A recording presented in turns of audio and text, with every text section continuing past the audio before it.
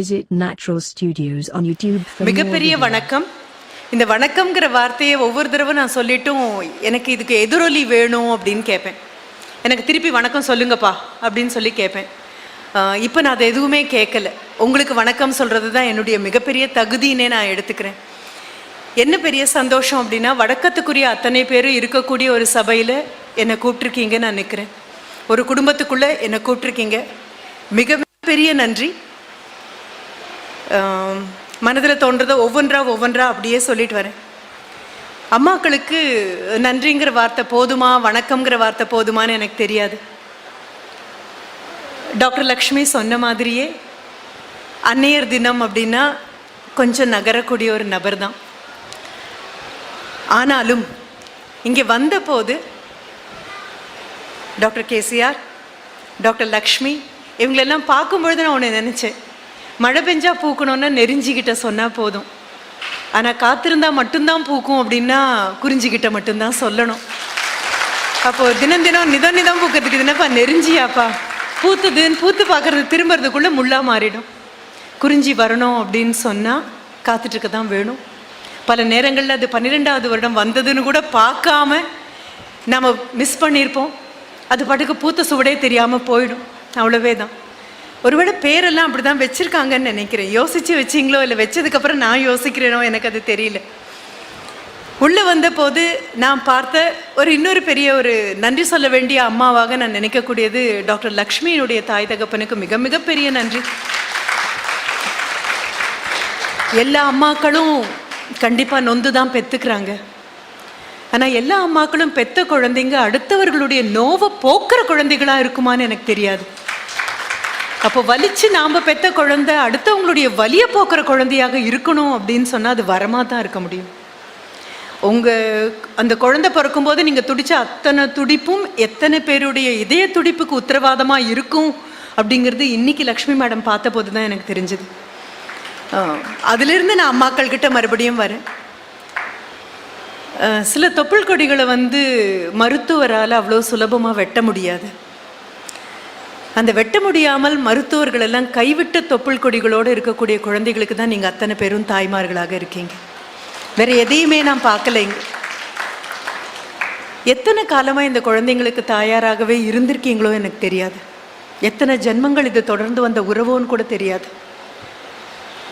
உங்களை நான் பாராட்டுற மாதிரியே மனைவியாக இருந்த உங்களுக்கு தாய் அப்படிங்கிற அந்தஸ்தை கொடுத்து கூடவே நீங்கள் நின்னா உங்கள் நிழலாக விழக்கூடிய அப்பாக்களுக்கு மிகப்பெரிய ஒரு நன்றி.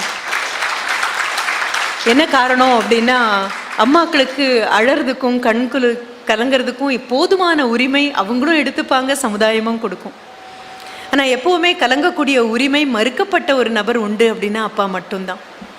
அம்மா குலுங்கி அழும்போது அப்பா தோளை தட்டி கொடுத்துட்டு குமிஞ்சிட்டு விழுந்த கண்ணீர் அப்படி தெரியாத மாதிரி எடுத்துகிட்டு போயிடுவார். ஏன்னா தாயும் தந்தையும் வெவ்வேறு உருவத்தில் இருக்கீங்களே தவிர உணர்வு ரீதியாக ஒரே நபரை தான் நான் மறுபடியும் பார்க்குறேன். அவ்வளவே தான். அதனால் இதில் கொண்டாடப்படக்கூடியது அன்னையர் தினமா, தந்தையர் தினமா, குடும்ப தினமா எனக்கு தெரியல. தினம் கொண்டாட வேண்டிய தினமாக மட்டும்தான் அதை நான் பார்க்குறேன். அவ்வளோ சந்தோஷமான ஒரு விஷயம். எனக்கு இங்கே ஒரு கூட்டு குடும்பத்தை தான் நான் பார்த்துருக்கேன். கூட்டு குடும்பம் காணாமல் போச்சுன்னு சொல்லக்கூடிய நபர்களுக்கெல்லாம் மறக்காமல் இந்த வீடியோவை போட்டு காமிங்க. குடும்பம்னா நம்ம என்ன நினைக்கிறோம்? எப்படியும் ஒரு 10 குழந்தைங்க இருக்கக்கூடிய குடும்பம். மூத்த அண்ணா, அவங்களுக்கு திருமணமாகி அண்ணி இருப்பாங்க. மூத்த அக்கா, அவங்களுக்கு திருமணம் ஆயிருக்கும். அம்மா, இந்த குழந்தைங்களை பெற்ற அம்மா 10 குழந்தைங்க பெற்றதுக்கப்புறமும் இன்னும் 38, 39, 40, 41 இன்னும் அடுத்த கர்ப்பத்துக்கு தயாரான பெண்மையோடு இருக்கக்கூடிய அம்மா. அப்படி பார்த்தா அன்னிக்கும் குழந்தை பிறந்திருக்கும், அக்காவுக்கும் குழந்தை பிறந்திருக்கும், அந்த அம்மாவுக்கும் அந்த வீட்டில் குழந்தை பிறந்திருக்கும். இப்போ பேசினாலும் கேட்டாலும் இது கூச்சமாக இருக்கிற விஷயமாக இருக்கும். அதனால் இதெல்லாம் பார்த்து ரசித்து வந்த ஒரு நாட்டில் மட்டும்தான் இப்படி குழந்தைங்களையும் தாயாரையும் ஒன்றா வச்சு கூட்டு குடும்பம்னு சொல்லக்கூடிய சக்தி இருக்குது. நீங்கள் அமெரிக்கா போங்க, இல்லை அதுக்கும் மேலே ஒன்றை புதிதாக கண்டுபிடிச்சா அங்கே போய் பாருங்கள். எங்கேயுமே எந்த நிவாரணமும் கிடையாது. அன்பு மாதிரி அழகான விஷயம் மருந்து கிடையாது. இந்த பெரியண்ணாவுடைய அன்னிக்கும் குழந்தை இருக்கும், அக்காவும் மூத்த அக்காவும் ஒரு பிரசவம் இருக்கும், அம்மாவுடைய 7வது குழந்தை 8வது குழந்தைக்கு அப்புறம் 9வதாவதும் இருக்கும். வீட்டில் குறைந்தபட்சம் ஒரு 4 தூளியாவது இருக்கும். அந்த 4 துளியிலையும் மாதம் ஒரு 3 மாத குழந்தை, ஒரு 5 மாத குழந்தை, ஒரு 8 மாத குழந்தை எல்லாமே அம்மாவுடைய முலைப்பாலை குடிக்கக்கூடிய குழந்தைங்களாக இருக்கும். ஏதாவது ஒரு தூளியில் குழந்தை இப்படி நெளிஞ்சாங்க அப்படின்னா அந்த பக்கமாக போகக்கூடிய எந்த அம்மாவாக இருந்தாலும் சரி, அது அண்ணியாக இருந்தாலும் சரி, பெரியக்காவாக இருந்தாலும் சரி, இல்லை அந்த அம்மா இந்த குழந்தைங்களுக்கு பாட்டி உறவான அந்த உமாவாக இருந்தாலும் சரி, அள்ளி பிடிச்சி கொண்டு போய் உட்கார வச்சு தன்னுடைய தாய்ப்பாலை கொடுத்துட்டு குழந்தைய கொண்டு வந்து தூளியில் போட்டு திரும்புறதுக்குள்ளே இன்னொரு குழந்தை அங்கே நெளியும். இன்னொரு அம்மா, எந்த அம்மாவும் தூளியை திறந்து இது தன்னுடைய குழந்தையான்னு பார்த்தது கிடையாது. குழந்தை என்னுடைய மார்பில் பால் இருக்குது, குழந்தைக்கு பசிக்குது, கொடுக்க வேண்டிய பொறுப்பு எனக்கு இருக்குது. ஒரு 5 நிமிஷம் முன்னால் நீங்கள் பார்த்த காட்சி அதுதான். எல்லா குழந்தைங்களையும் எல்லா தாய் தகப்பனும் கொண்டு வந்து மேடையில் உட்கார வச்சாங்க. எல்லா குழந்தைங்களையும் எல்லா தாய் தகப்பனும் மேடையை விட்டு இறக்கி கொண்டு வந்து வச்சாங்க. கதிரவன் கொண்டு வந்து உட்கார வச்ச உடனே மலர் மேடம் பக்கத்தில் வந்து அவன் காலை சரி பண்ணி விட்டாங்க, அவன் சட்டையை சரி பண்ணி விட்டாங்க, அவன் கன்னத்தில் ஒரு தட்டு தட்டினாங்க, கையில் இருக்கிற பூவை கொடுத்தாங்க. அவங்ககிட்ட ரொம்ப உரிமையோட மலர் மேடம் அவன் கண்ணு பார்த்து கொஞ்சம் நேரம் என்னமோ பேசிட்டு போனாங்க. இதுதான் கூட்டு குடும்பம். யாராவது கூட்டு குடும்பம் காணாமல் போயிடுச்சு அப்படின்னா அவங்கள கூப்பிட்டு நீங்கள் காண்பிக்கணும். இது கூட்டு குடும்பம் இல்லைன்னா வேறு எதை நீங்கள் கூட்டு குடும்பம்னு காட்ட போகிறீங்க? மிகப்பெரிய பாடம், மிக மிக அழகான பாடம். எந்த அம்மா கண்ணுலேயும் எந்த குழந்தையும் வேற குழந்தையா தெரியல. எந்த அப்பா கண்ணுலையும் தூக்கிட்டு இறங்கின அப்பாக்கள் எல்லாமே எல்லா குழந்தைங்களையும் தூக்கிட்டு இறங்கி கொண்டு போய் உட்கார வச்சாங்க. அவ்வளவே தான். அப்புறம் கண்டிப்பாக ஒரு பெரியப்பா பையனோ சித்தப்பா பையனோ அத்தை பையனோ ஒருத்தர் கண்டிப்பாக இருப்பாங்க. மிஸ்டர் சூரஜனோட கூட நின்ன அத்தனை ஆண் குழந்தைகளும் மறுபடியும் குழந்தைகள்னு தான் சொல்கிறேன். இவங்க கை எப்படி அசையணும்னு இவங்க கற்பனை பண்ணுறாங்களோ அந்த மாதிரியெல்லாம் கை அசைஞ்சது, அந்த மாதிரியெல்லாம் பாட்டு இருந்தது. குமிஞ்சு ஒருத்தர் கண்ணெல்லாம் தட்டி கொடுத்தாங்க. அவ்வளவு சந்தோஷமாக ஒரு கூட்டும் குடும்பத்தை பார்க்கக்கூடிய பரவசமான வாய்ப்பு எனக்கு கொடுத்ததுக்கு மிகப்பெரிய நன்றி மேடம். வார்த்தை நன்றியை தவிர என்கிட்ட வேறு எதுவும் இல்லை. நீங்களா ஏதாவது வேணால் எடுத்துக்கோங்க, அவ்வளோவே தான். நன்றி டு த பவர் ஆஃப் அப்படின்னு போட்டிங்கன்னா எவ்வளோ வரும்னு கூட எனக்கு சத்தியமாக தெரியாது. நான் இதே மாதிரி ஒரு அம்மாவை நான் பார்த்துருக்கேன்.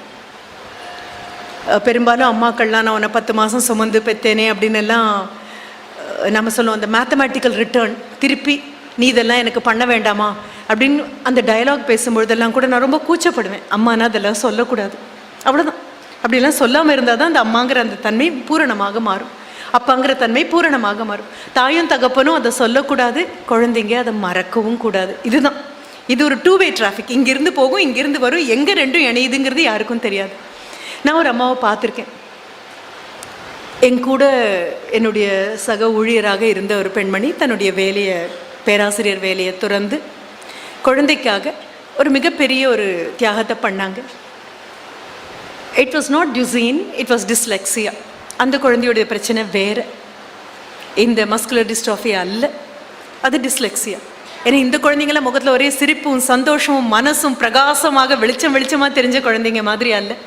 அந்த முகத்தில் கொஞ்சம் குழப்பம் தெரியும், புரியலைங்கிற விஷயம் தெரியும். அவங்க என்னுடைய அறைக்கு வந்து அவங்களுடைய குழந்தைய வகுப்பில் சேர்க்கும் பொழுது, ஒரு குறிப்பிட்ட பாடத்திட்டத்தில் வகுப்பில் சேர்க்கும் பொழுது முதல் நாளே வந்தாங்க. வந்தபோது நான் அவங்கள பார்த்து குறைந்தபட்சம் ஒரு 18 வருஷம் இருக்கும். எங்கேயா திடீர்னு என்ன பண்ணிட்டுருக்கீங்க அப்படின்னு சொன்ன போது ஷீ செட், உன் வகுப்புக்கு என்னுடைய குழந்தை ஸ்டூடெண்ட்டாக வரப்போகிறான். அது அவனுடைய ஆசிரியர்கள் அத்தனை பேர்கிட்டையும் நான் சொல்லிட்டு வரேன். கொஞ்சம் என் குழந்தைக்கு இந்த பிரச்சனை இருக்குது, அவ்வளவே தான், பத்திரமா பார்த்துக்கணும், வேறு ஒன்றுமே இல்லை. சரி, தினமும் காலையில் கல்லூரிக்கு அந்த குழந்தை வருவான். அம்மா கிளம்பி கொண்டு வந்து விட்டுட்டு அம்மா கிளம்பி போனதாக தான் அந்த குழந்தை நினைப்பான். ஆனால் அம்மா பார்க்கிங் ஸ்லாட்டில் காரில் உட்காந்துருப்பாங்க, அவ்வளவே தான். ஏன்னா எப்போ இவனுடைய மனசில் கொஞ்சம் ஒரு வயலண்ட்டான நினைவு வரும்னு தெரியாது, எப்போ இவனுக்கு கோபம் வரும்னு தெரியாது, எப்போ இவனுடைய வருத்தம் மற்றவர்களால் கட்டுப்படுத்த முடியாத சூழலுக்கு போகும்னு தெரியாது. அந்த குழந்தை வகுப்பில் உட்காந்துருக்கும் போது முதல் வரியில் உட்காந்துட்டு இருக்கக்கூடிய குழந்தை, எல்லா குழந்தைகளுக்கும் ஒரு தடவை சொன்னால் புரியும் அப்படின்னு சொன்னால் அவனுக்கு குறைந்தபட்சம் அவனுடைய வேகத்துக்கு ஒரு 4 தடவையாவது சொல்லணும். நான் மறந்து போய் கொஞ்சம் வேகமாக மற்ற குழந்தைங்களை பார்த்து சொல்லும் பொழுது பாஞ்சு என் கையை பிடிச்சி முதல் வரியில் உட்காந்துருப்பான். பிடிச்சி, ஜெபி மேம் கொஞ்சம் கூட மெதுவா. நான் குமிஞ்ச அவனை பார்த்தேன், ஐ எம் டிஃப்ரெண்ட் அப்படின்னு சொல்லுவான். அவன் சொல்கிறான், ஐ எம் டிஃப்ரெண்ட், நான் கொஞ்சம் வேறு மாதிரி குழந்தை இல்லையா. அதில் வருத்தம் இருக்காது, அதில் கர்வமும் பெருமையும். நான் அப்போ தான் புரிஞ்சுக்கிட்டேன், வேறுபட்டு இருக்கிறது கூட கர்வம் சம்மந்தப்பட்ட விஷயம், வேறுபட்டு இருக்கிறது கூட பெருமை சம்மந்தப்பட்ட விஷயம். ஆண்டவன் அக்கறையாக உங்களை வேறுபட்ட ஒரு நபராக காட்டுறதுக்கு கூட பின்னால் மிகப்பெரிய ஏதோ ஒரு காரணம் மறைச்சி வச்சிருக்கான், அவ்வளவே தான். நமக்கு தெரியல, நமக்கு புரியல, அவ்வளோதான். அப்படின்னு சொல்லிட்டு எல்லாரும் எழுதுகிற வேகத்தோட கொஞ்சம் குறைவாக இருக்கும். சில சமயம் நான் வகுப்பு எடுக்கும்போது திரும்பி பின்னால் இருக்கிறவங்க கிட்ட சந்தேகம் கேட்பான். அவனை புரிஞ்சுக்கிறதுக்கு எனக்கு கொஞ்சம் கஷ்டமாக இருந்தது. ஆனாலும் புரிஞ்சு கொள்ளும் பொழுது தான் வாழ்க்கை எவ்வளவு அழகானது அப்படின்னு தெரிஞ்சது.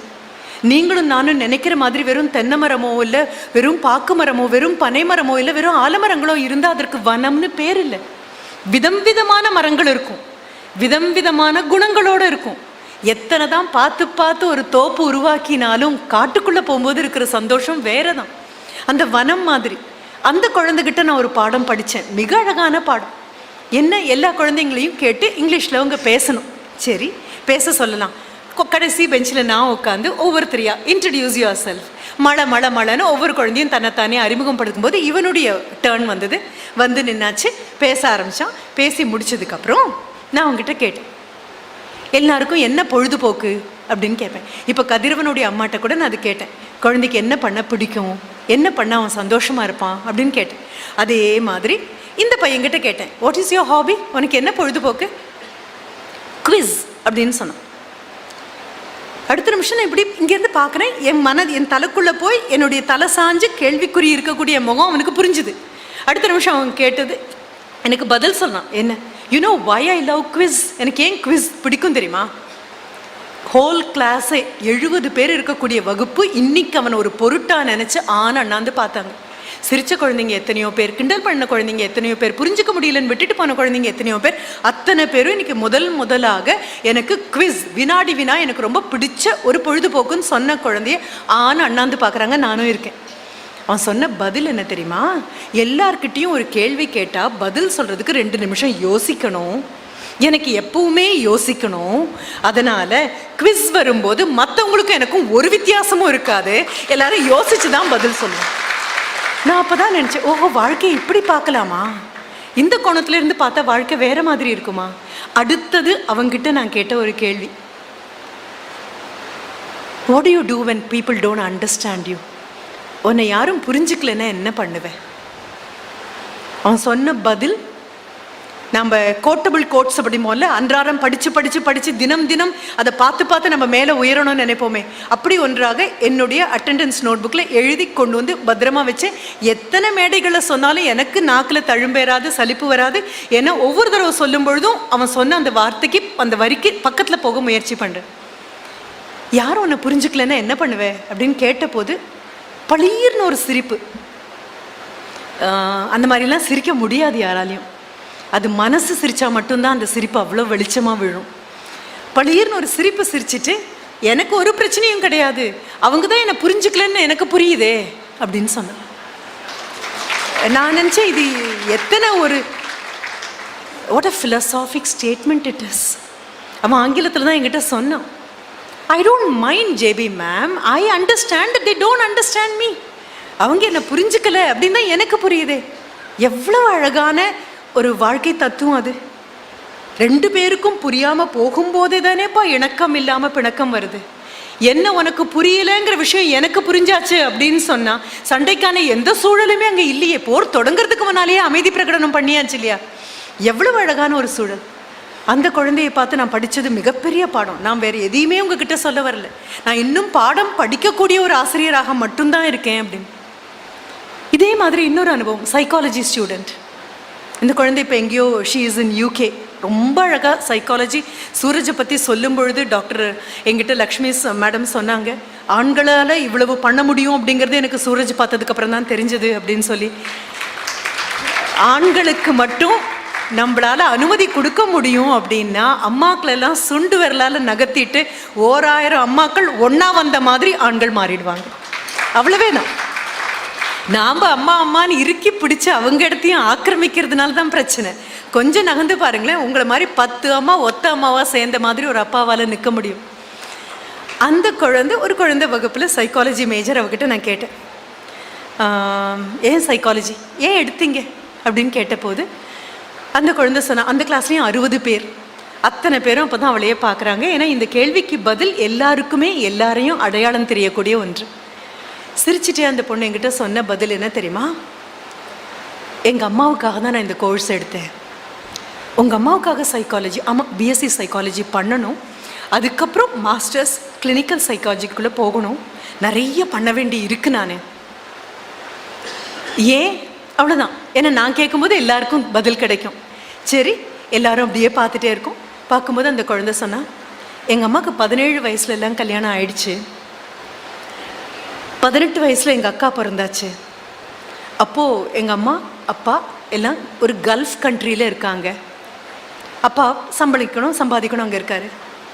குழந்தை பிறந்த போது தான் அம்மாவுக்கு தெரியும் அக்காவுக்கு டவுன் சிண்ட்ரோம்.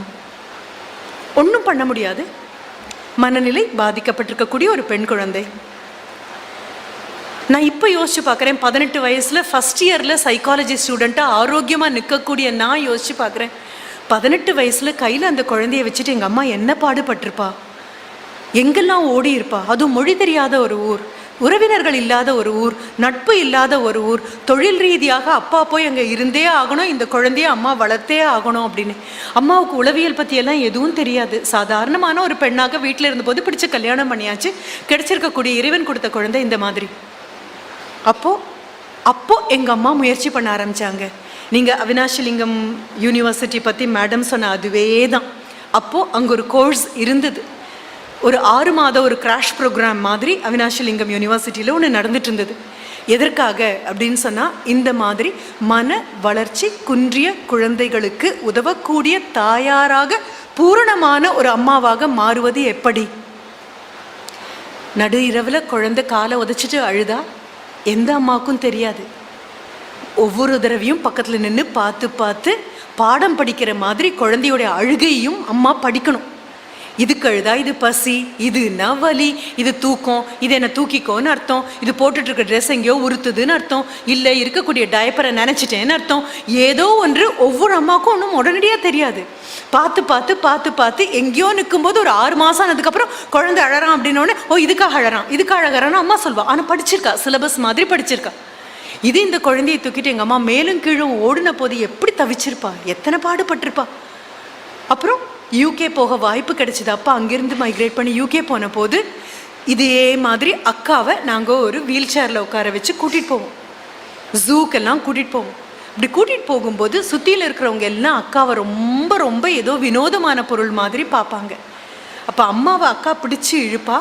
அம்மா பக்கத்தில் வந்தோன்னா அக்கா கேட்பா, why do they look at me instead of the animals. கூண்டில் இருக்கக்கூடிய விலங்குகளை பார்க்காம ஏமா என்ன பார்க்குறாங்க அப்படின்னு அம்மாவை கேட்பானோ. அம்மா இப்படி தோலை அரவணைச்சிட்டு, ஒன்றும் இல்லை விடு அப்படின்னு. இந்த பொண்ணு வகுப்பில் அது சொல்லும்போது நாங்கள் அத்தனை பேரும் பார்த்துட்டு இருந்தோம். படிக்கிறது எல்லாரும் படிக்கலாம், ஆனால் எத்தனை பேருக்கு அந்த படிப்பு படியும்னு ஒன்று இருக்கு இல்லையா. அப்போவே 18 வயசில் குழந்தைய தூக்கிட்டு ஓடின அந்த அம்மாவை பற்றி அடுத்தது சொன்னா, எங்கள் அம்மா ரொம்ப பெரிய ஆள், ரோல் மாடல் எனக்கு எங்கள் அம்மா தான். பெரிய படிப்பு கிடையாது, ஆனால் மனிதர்கள் முகத்தை புத்தகம் மாதிரி படிக்கிற ஆள் எங்கள் அம்மா.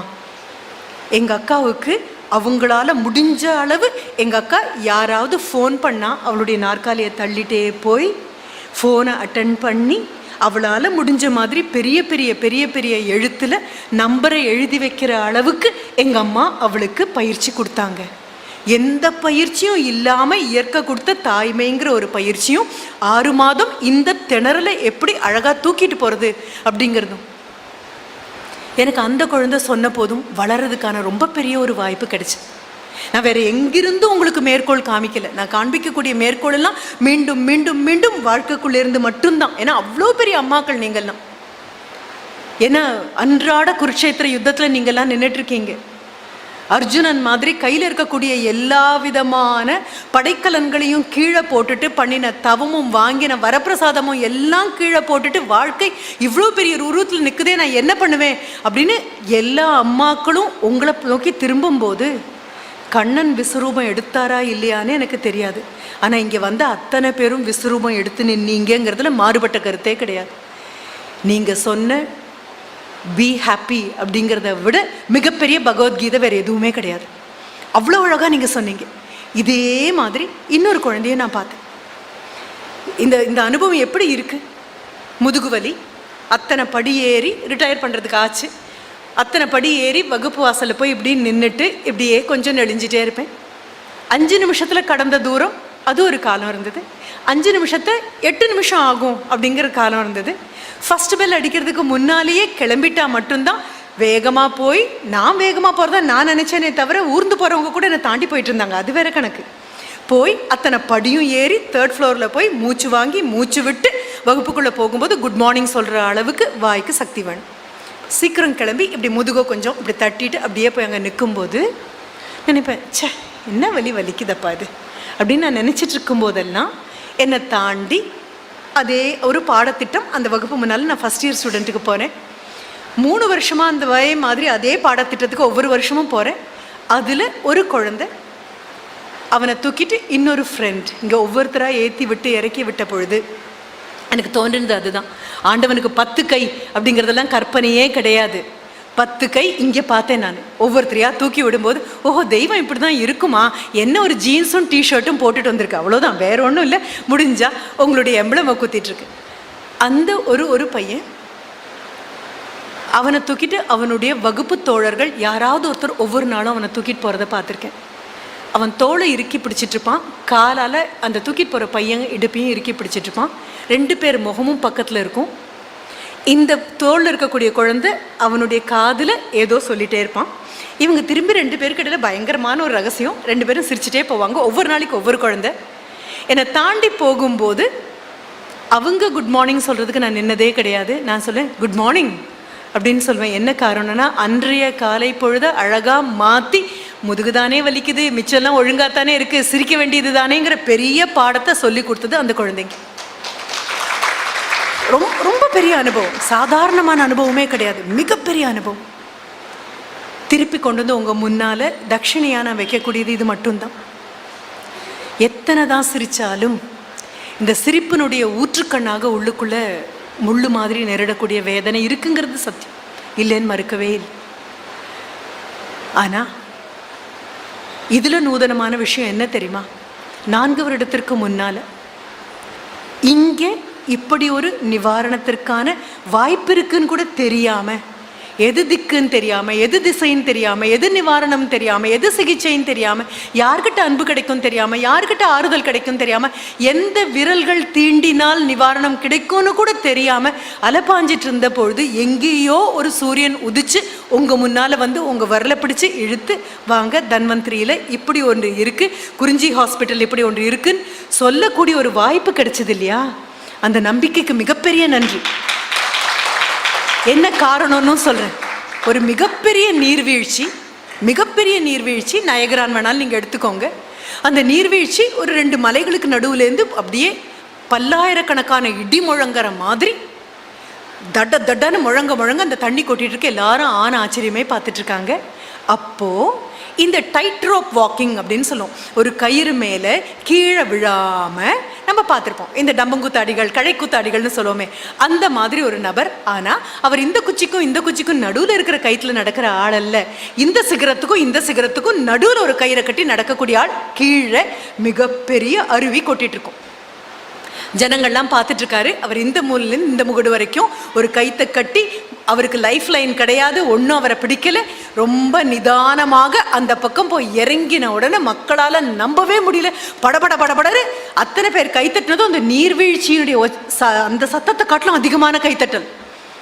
அவ்வளோதான். சிரிச்சுட்டே அவர் ஒரு நிமிஷம், அடுத்தது நான் என்ன பண்ண போகிறேன் பாருங்க அப்படின்னு சொல்லிட்டு தன்னளவே எடையுள்ள ஒரு பெரிய பொதிய முகுதுகளை தூக்கி வச்சுட்டு இந்த மூலையிலேருந்து அந்த சிகரத்திற்கு நடந்தார்.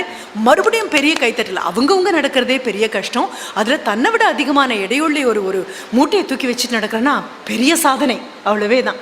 மறுபடியும் சிரிச்சுட்டு அவர் என்ன பண்ணார் அப்படின்னா, அந்த ஒரு கைக்குட்டை எடுத்து கண்ணை திருப்பி இறுக்கமாக கட்டிட்டு இப்போ தன்னை விட அதிகமான எடையுள்ள மூட்டையை முதுகுல சுமந்துட்டு இந்த ஒரு சிகரத்துலேருந்து அந்த சிகரம் வரைக்கும் போய் இறங்கினாரும். மறுபடியும் பெரிய கைத்தட்டல். மக்களால் நம்ப கூட முடியல. கற்பனைக்கு அப்பாற்பட்ட ஒரு விஷயம்.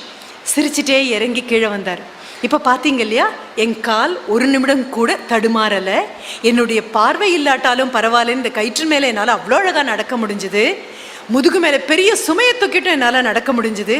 இப்போ ஒரு சின்ன ஒரு சேலஞ்ச், ஒரு சவால். உங்களில் யாராவது என் முதுகு மேலே ஏறி உட்காந்துக்கோங்க, நான் இந்த பக்கத்துலேருந்து அந்த பக்கம் கொண்டு போய் விட்டுடுறேன் அப்படின்னு சொன்ன போது ஒருத்தர் கூட வரல. என்ன காரணம் தெரியுமா? அவர் பார்த்ததெல்லாம், அவர் செஞ்சதெல்லாம் பார்த்துட்டே இருந்தாங்க இல்லையா. அதுக்கு ஆங்கிலத்தில் நம்ம என்ன சொல்லுவோம் தெரியுமா? பிலீஃப் அப்படின்னு சொல்லுவோம், எவிடன்ஸ் அப்படின்னு சொல்லுவோம், ப்ரூஃப் அப்படின்னு சொல்லுவோம். நீ ஆமாம் செய்தாய் என்பதற்கான கண்கூடாக தெரியக்கூடியது. ஆனா முதுகு மேல ஏறி உட்காருங்க கொண்டு போய் விடுறேன் அப்படின்னு சொன்ன போது பிலீஃப் மட்டும் பத்தாது, யூ நீட் ஃபெய்த். உங்களுக்கு அசைக்க முடியாத மிக ஆழமான உறுதியான பக்தி கலந்த நம்பிக்கை கிடைத்தால் மட்டும்தான் உண்டு. இத்தனை நாள் வரைக்கும் இந்த டாக்டர்கிட்ட போய் இந்த சர்டிஃபிகேட் வாங்கினோம், அந்த டாக்டர்கிட்ட போய் இதை பார்த்தோம், இது முடியுமான்னு பார்த்தோம், அது முடியுமான்னு பார்த்தோம். இது எல்லாமே மீண்டும் மீண்டும் மீண்டும் உடல் ரீதியாக செய்யப்பட்ட எல்லா பரிசோதனைகளின் விளைவுகளை உங்கள் கையில் கொடுத்தது. ஆனால் உட்காந்துருந்த அத்தனை குழந்தைங்க முகத்துலையும் இருந்த அந்த வெளிச்சம்னு ஒன்று இருக்கு இல்லையா, அந்த வெளிச்சத்தை எந்த பரிசோதனை கூடத்துக்குள்ளே கொண்டு போனாலும் யாராலையும் கண்டுபிடிக்க முடியாது.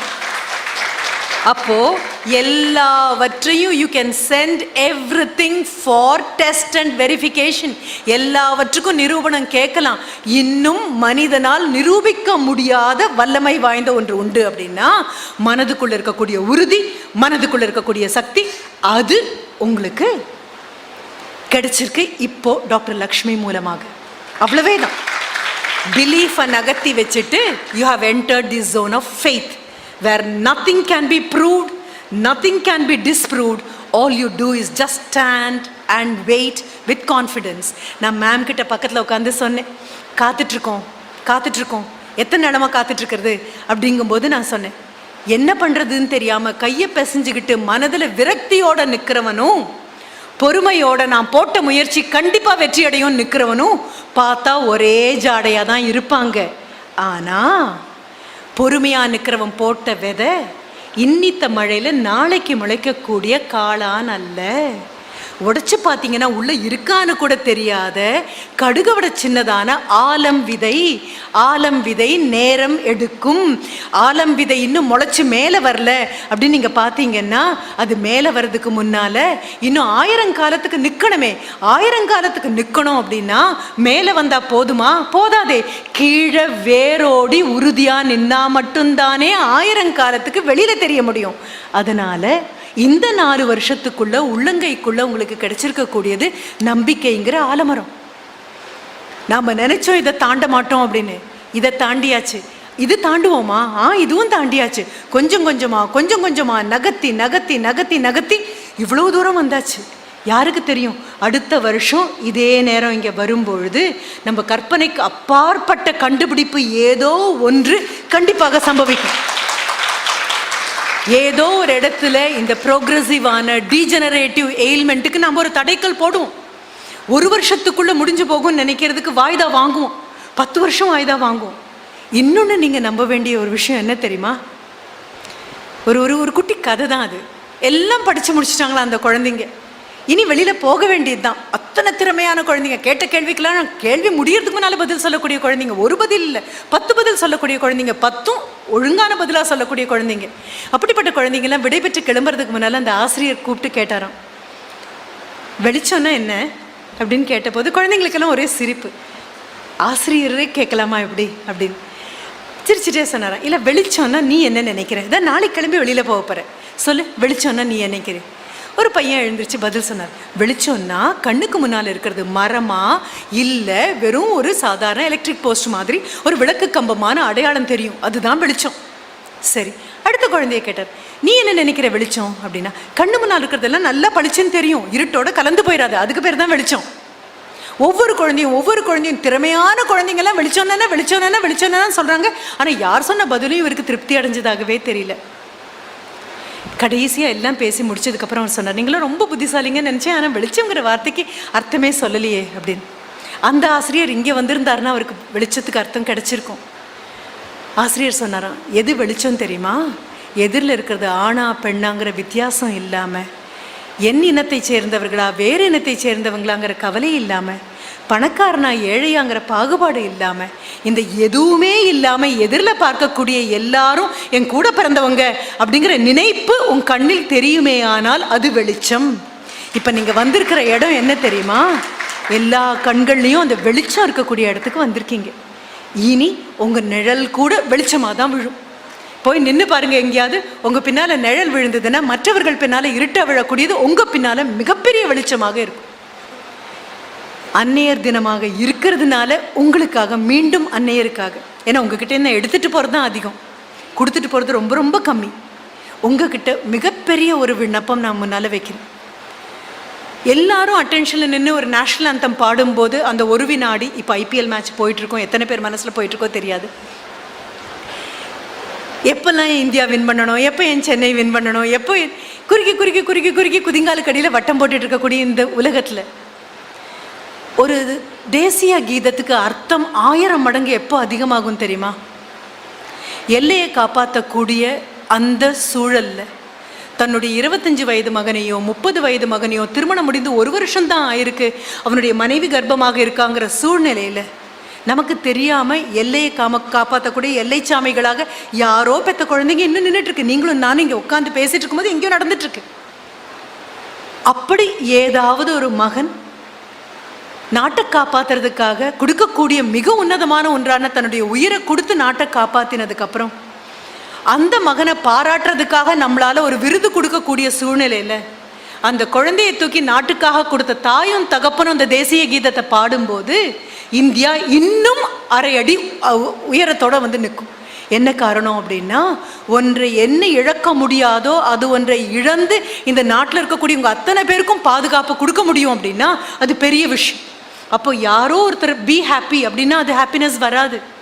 எப்போவுமே ஹாப்பியாக இருக்கக்கூடிய நபர் பி ஹாப்பி அப்படின்னா அந்த வார்த்தைக்கு ஒரு அர்த்தமும் கிடையாது. நெஞ்சு கொள்ளாத ஒரு வருத்தத்தை தூக்க முடியாமல் தூக்கி 10 மாதம் குழந்தையையும் அது 3 வயது ஆனதற்கப்புறம் அந்த குழந்தைக்கு வந்திருக்கக்கூடிய இந்த ஒரு சூழலையும் மனதில் தூக்கிட்டு சிரிச்சுக்கலாமா, சிரிச்சா சரியா இருக்குமா, சிரிப்பு எனக்கு பொருத்தந்தானா, நல்ல ஆடை அணியலாமா, அணிய எனக்கு அனுமதி உண்டா, இந்த மாதிரி 1500 கேள்விகளை கேட்டு கேட்டு கேட்டு அன்றாடம் உங்களை நீங்களே சிலுவையில் அறந்து கொண்டிருக்கக்கூடிய அத்தனை தியாகிகளான அம்மாக்களுக்கும் ஒரு விண்ணப்பம். மிகப்பெரிய தியாகம், இதெல்லாம் சாதாரணமானது கிடையாது.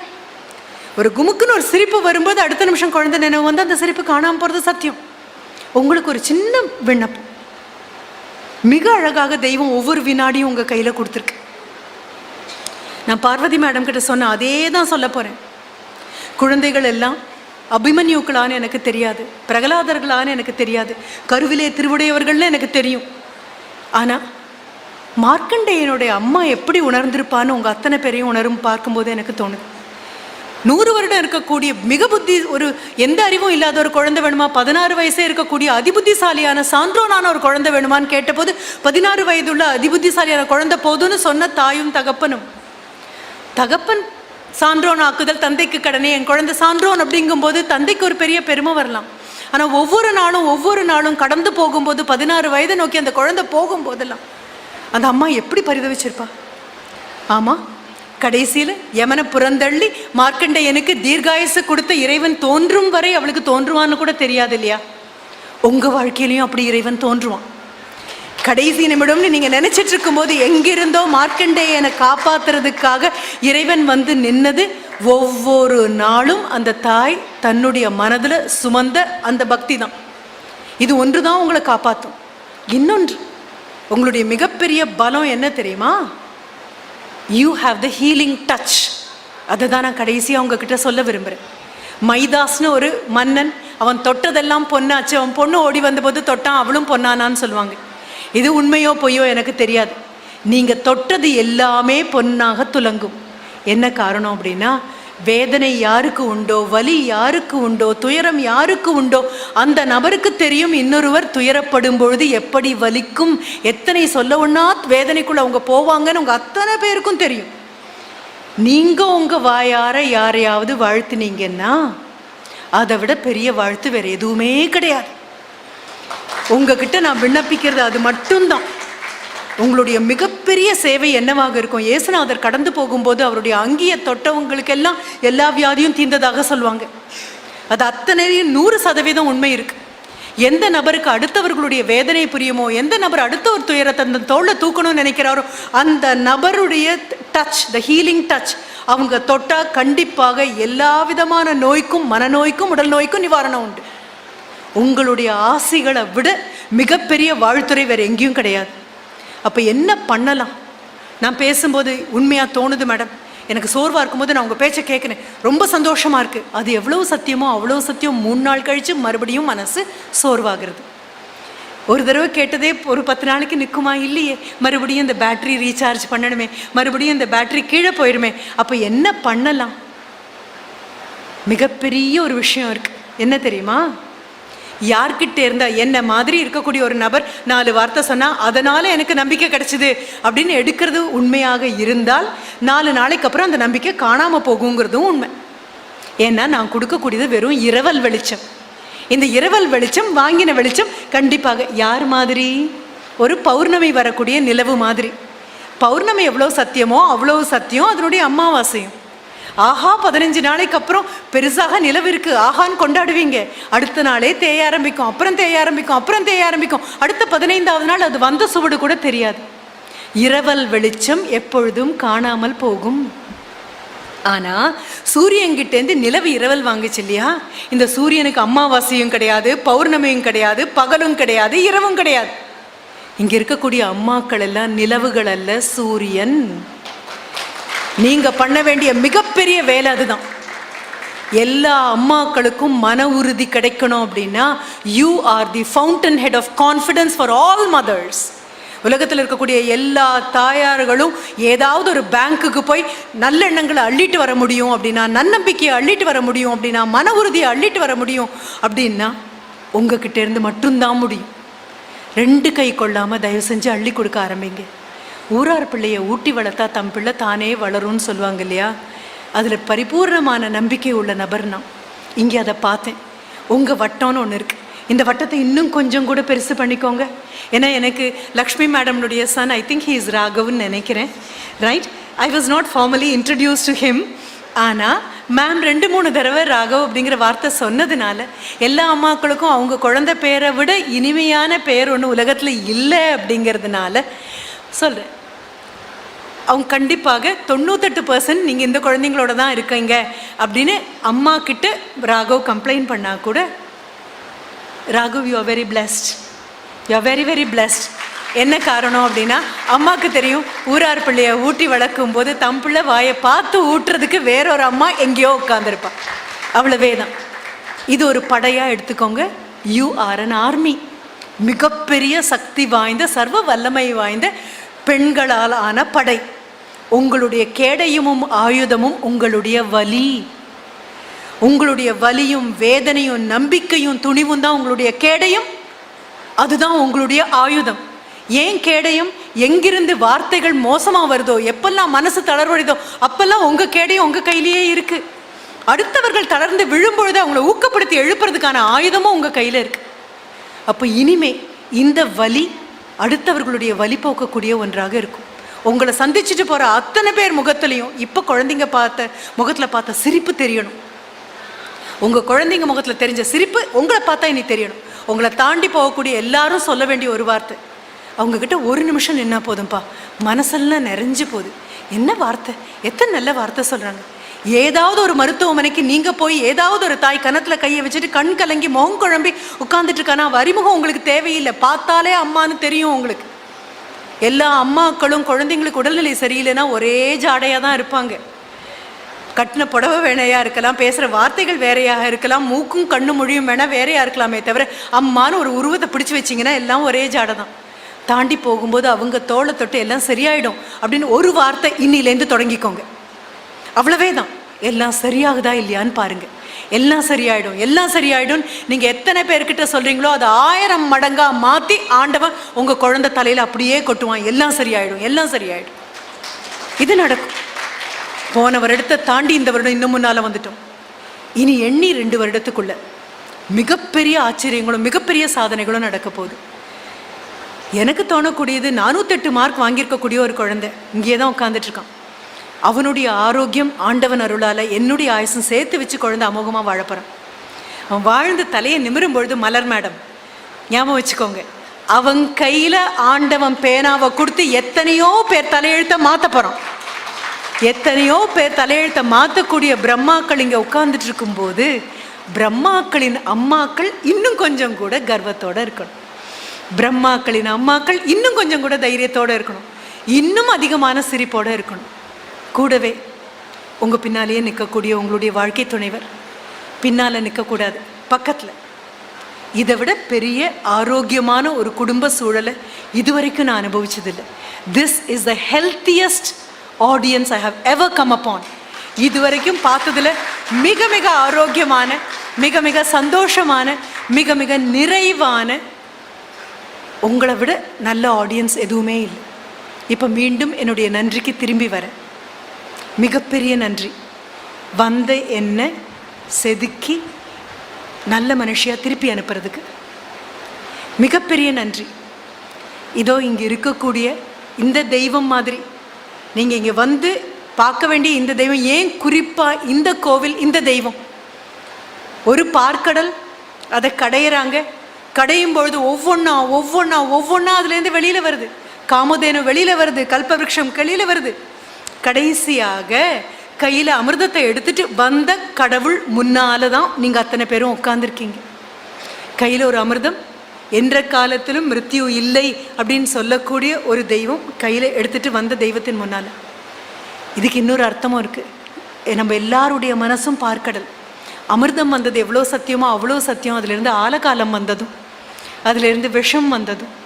எப்பெல்லாம் மனசு சோர்வுங்கிற விஷயத்துக்குள்ளே போகுதோ, எப்பெல்லாம் தளர்ச்சிங்கிற விஷயத்துக்குள்ளே போகுதோ, எப்பெல்லாம் தோல்வி வந்துடுமோ அப்படிங்கக்கூடிய ஒரு நிலைக்குள்ள மனது போகுதோ, அப்போ மறுபடியும் ஞாபகம் வச்சுக்கோங்க, அதே பார்க்கடல்ல இருந்து தான் அமிழ்தமும் வந்தது. இந்த மனசுல இருந்து தான் நம்பிக்கை வரும். எந்த மனசு சோர்வை பார்க்குதோ அதுதான் நம்பிக்கை கொடுக்கும். எந்த மனசு வலி உணர்ந்ததோ அந்த மனசு மட்டும்தான் வாழ்த்த முடியும். மனசுங்கிற பார்க்கடலை பத்திரமா எடுத்துகிட்டு போங்க. கையில் இந்த அமிர்தத்தை தூக்கிட்டு வந்த தெய்வத்துக்கிட்ட ஒரு அப்ளிகேஷன் போட்டுட்டு போங்க. லக்ஷ்மி மேடம், என்னுடைய சின்ன பல் உபாதைக்காக நான் ஆண்டவனை வேண்டிட்டேன்னு என்கிட்ட சொன்னப்போ அது கூட நான் சொன்னேன், ஷிச்சோ இந்த சின்ன விஷயத்துக்கெல்லாம் தெய்வத்தை கூப்பிடாதீங்கப்பா.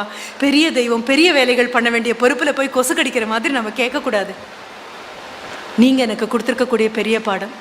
இனி கோவிலுக்கு போனால் எனக்கு கேட்குறதுக்கு எதுவுமே இல்லை. கிடைச்சதுக்கு நன்றி சொல்கிறது கூட என் வாழ்க்கை முடிஞ்சு போயிடும். தெய்வத்துக்கு நன்றி.